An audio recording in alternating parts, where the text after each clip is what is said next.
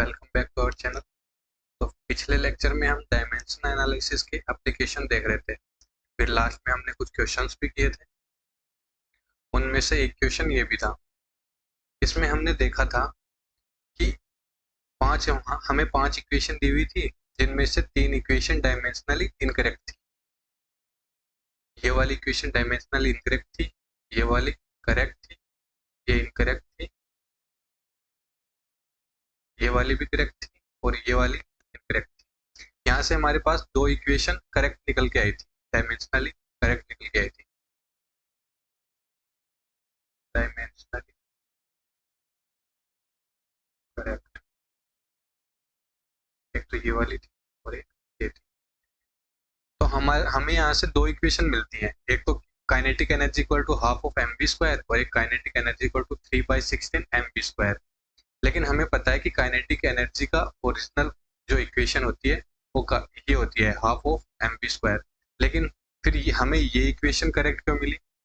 क्योंकि हम dimension analysis से केवल डायमेंशंस को ही कंपेयर कर सकते हैं, लेकिन यहाँ पे 1/2 और 3/16 क्या है? कांस्टेंट है। तो डायमेंशन, इनकी कोई डायमेंशन नहीं होती, तो डायमेंशन एनालिसिस से हम कांस्टेंट की वैल्यू नहीं निकाल सकते। इसलिए हमें यहाँ से दो इक्वेशन मिली थी। ये दोनों डायमेंशनली करेक्ट है, लेकिन इनमें से ये वाली मैथमेटिकली करेक्ट है। ओके, तो हम दूसरा एग्जांपल देखते हैं। ये हमारी एक और इक्वेशन है जिसको हमने x equal to u t plus half a t square and x equal to u t plus a t square, हमने इसको दो तरीके से लिखा है। अब हम इसका डायमेंशन एनालिसिस करेंगे तो दोनों इक्वेशन यहाँ से डायमेंशनली करेक्ट आएंगी, लेकिन एक्चुअल में ये वाली इक्वेशन करेक्ट होती है। तो इसमें भी हमने देखा कि यहाँ पे हाफ है और यहाँ पे 1 है, तो ये दोनों इक्वेशन डायमेंशनली करेक्ट इसीलिए निकल के आ रही है क्योंकि कांस्टेंट की कोई डायमेंशन नहीं होती। तो हमें यहाँ से क्या पता चलता है कि अगर कोई इक्वेशन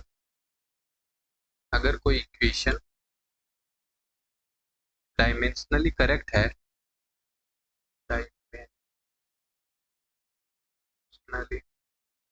अगर कोई इक्वेशन डायमेंशनली इनकरेक्ट है तो वो इक्वेशन एक्चुअल में क्या होगी?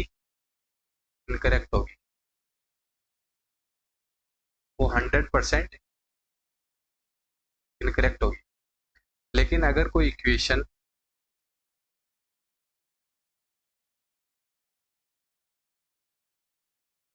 डायमेंशनली करेक्ट है तो यहाँ से दो केस निकल के आते हैं, क्या वो करेक्ट भी हो सकती है और इनकरेक्ट भी हो सकती है।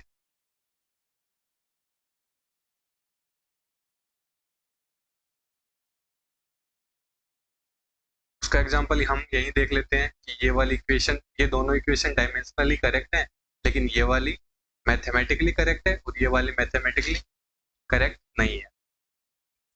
तो ये एक इसका लिमिटेशन निकल के आता है जिसको हम आगे पढ़ेंगे।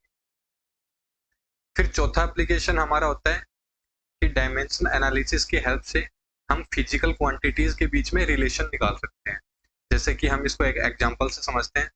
हमें पोटेंशियल एनर्जी का फॉर्मूला डिराइव करना है, लेकिन हमें फॉर्मूला अब तो पता नहीं है कि फॉर्मूला क्या होगा, लेकिन हमें ये पता है कि पोटेंशियल एनर्जी किन किन चीजों पे डिपेंड करता है। जैसे कि पोटेंशियल एनर्जी मास पे डिपेंड करता है, एक्सेलरेशन ड्यू टू ग्रेविटी पे डिपेंड करता है और हाइट ऑफ बॉडी पे डिपेंड करता है। तो यहाँ से पोटेंशियल एनर्जी का कोई भी फॉर्मूला निकल के आ सकता है। पोटेंशियल एनर्जी का कुछ भी फॉर्मूला निकल के आ सकता है जो किस पे डिपेंड करेगा? मास पे डिपेंड करेगा, ग्रेविटी पे डिपेंड करेगा और हाइट पे डिपेंड करेगा। इन तीन चीजों पे डिपेंड करेगा। लेकिन हमें अभी मान लेते हैं कि हमें नहीं पता कि वो फॉर्मूला क्या होगा, तो हम यहाँ से उस फॉर्मूला को डिराइव कर सकते हैं। तो कैसे करेंगे वो हम देख लेते हैं। तो हम लिखेंगे potential energy is equals to is proportional to m to the power a, j to the power b and h to the power c। हमने कुछ मान लिया कि पोटेंशियल एनर्जी कुछ मास, ग्रेविटी और हाइट पे इस प्रकार डिपेंड करता है। तो हम इसे लिख सकते हैं पोटेंशियल एनर्जी। अब प्रोपोर्शनलिटी साइन हटाएगा तो यहाँ पे कांस्टेंट आता है, k constant and mass to the power a, gravity to the power b and h to the power c। Okay, तो हम यहाँ से इनकी डायमेंशन एनालिसिस करेंगे। तो पोटेंशियल एनर्जी का dimensional formula is equals to, अब यहाँ से कांस्टेंट का अगर डायमेंशन निकालेंगे तो वो तो कुछ नहीं होता, मास का डायमेंशन होगा m, उसकी power a, acceleration due to gravity का डायमेंशनल फॉर्मूला होगा l t-2, उसकी पावर होगी b, एंड हाइट होता है मीटर, उसकी डायमेंशन होती है l to the power c। तो पोटेंशियल एनर्जी, अब एनर्जी का डायमेंशनल फॉर्मूला हमें पता है, एनर्जी का डायमेंशनल फॉर्मूला होता है ml टू t-2, और यहां से हम लिख सकते हैं m to the power a l to the power b and l to the power c, तो दोनों को लिखेंगे l to the power b plus c एंड t to the power -2b, t to the power -2b। यहाँ से ये equation निकल के आएगी, तो हम इसे लिख सकते हैं ml to t to the power -2 is equals to m to the power a l to the power b plus c and t to the power -2 c to b -2b। Okay, तो अब हम यहाँ से इनकी powers को compare कर लेंगे, तो यहाँ से हमें a b एंड c की वैल्यूज मिल जाएंगी।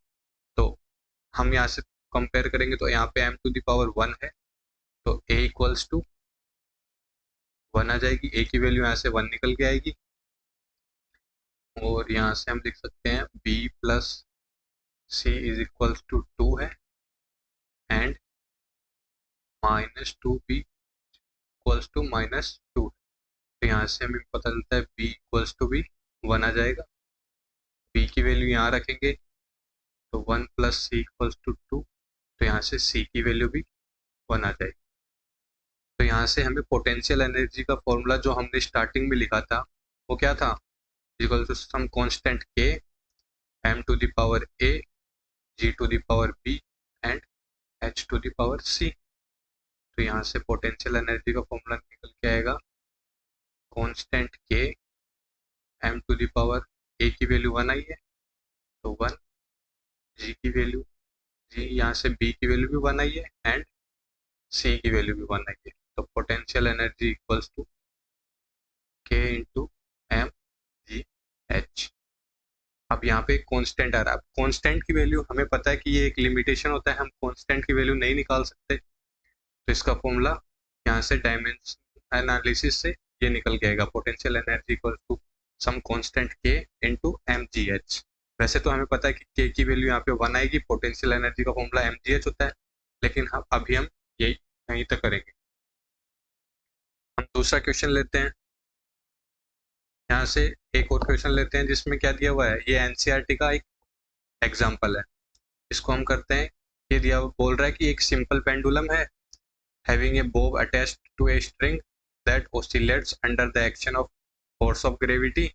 Suppose that the period of oscillation of simple pendulum depends on its length. तो यहाँ पे ये बता रहा है कि एक पेंडुलम है जिसके एक जो जहाँ पे एक स्ट्रिंग से एक बॉब अटैच्ड है, अब ये ओसिलेशन करेगा, ओसिलेशन करेगा तो इसका कुछ टाइम पीरियड होगा, और वो टाइम पीरियड के बारे में क्या बता रखा है, टाइम पीरियड किस पे डिपेंड करता है, लेंथ ऑफ स्ट्रिंग पे डिपेंड करता है and mass of bob and acceleration due to gravity, इन तीन चीजों पे डिपेंड करता है। तो ये पूछ रहा है कि टाइम पीरियड की एक्सप्रेशन हमें डिराइव करनी है, तो फिर से हम वही काम करेंगे। तो टाइम पीरियड को हम लिख लेते हैं कि time period is proportional to length की पावर a, मास की power b and acceleration due to gravity की पावर c। तो फिर यहाँ से हम प्रोपोर्शनलिटी साइन हटाएंगे, तो यहाँ से आएगा time period is equal to some constant k l to the power a m to the power b and g to the power c। फिर से हम यहाँ पे डायमेंशन एनालिसिस करेंगे, तो डायमेंशन ऑफ टाइम जो कि t होता है।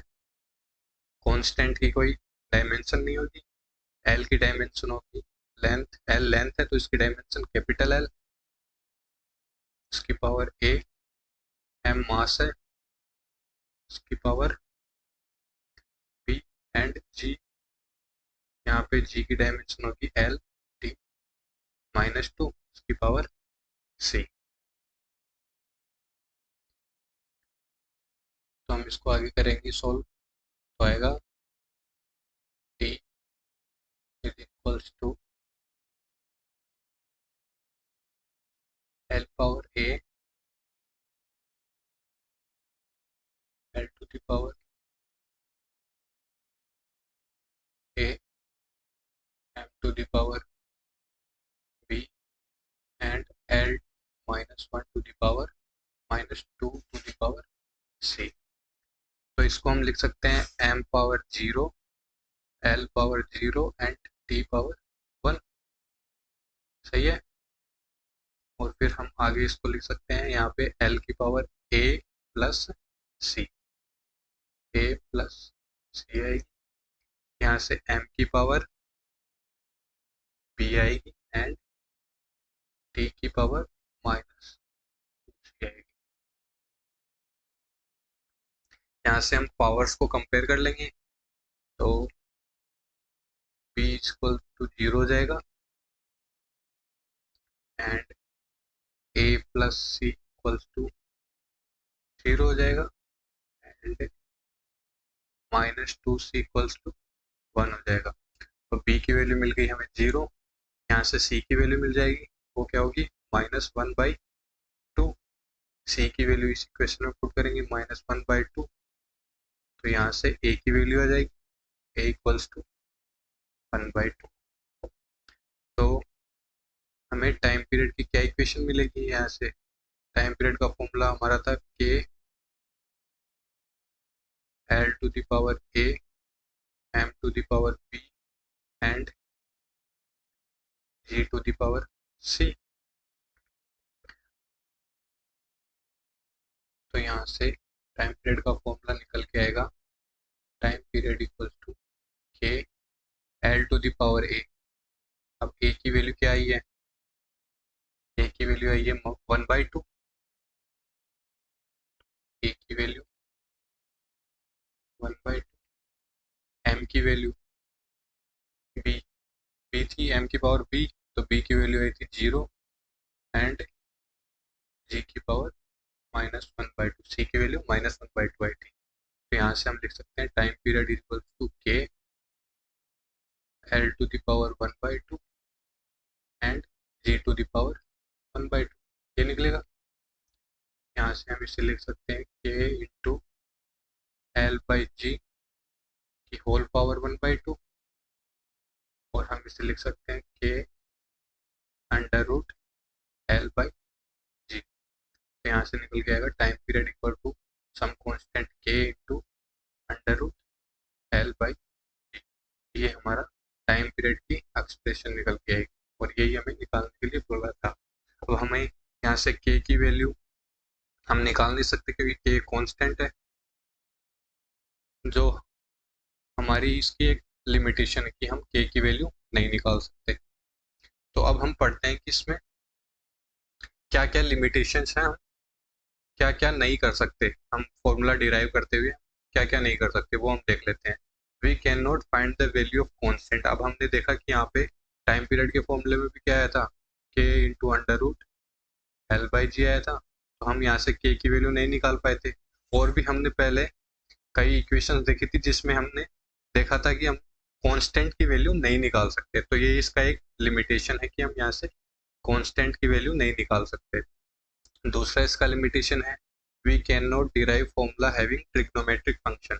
अब ट्रिग्नोमेट्रिक फंक्शन में क्या होता है, जैसे कि साइन थीटा है, साइन थीटा है, तो साइन थीटा की हम क्या लिखते हैं, परपेंडिकुलर अपॉन हाइपोटेनियस। इसका डायमेंशन एनालिसिस करेंगे तो परपेंडिकुलर एक लेंथ है, तो लेंथ अपॉन हाइट भी लेंथ है, तो लेंथ अपॉन लेंथ, तो ये एक डायमेंशन लेस क्वांटिटी है।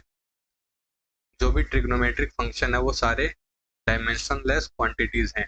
तो हमने देखा था कि डायमेंशन लेस क्वांटिटी जब भी होगी तो हम वो डायमेंशनल एनालिसिस में नहीं आएंगी, क्योंकि उनकी कोई डायमेंशन नहीं है। विदाउट डायमेंशन वहाँ पे किसी भी एक्सप्रेशन में अपीयर ही नहीं होगी। तो जिस भी एक्सप्रेशन में ट्रिग्नोमेट्रिक फंक्शन आएगा वो एक्सप्रेशन हम यहाँ से डिराइव नहीं कर सकते। तीसरा इसका एप्लीकेशन आता है कि we can not derive formula having more than one terms on either side. अब कोई इक्वेशन है जैसे कि v equals to u plus a t. अब इसमें इस तरफ क्या है, मोर देन वन टर्म्स है, यहाँ पे दो टर्म्स आ गए u एंड ए टी।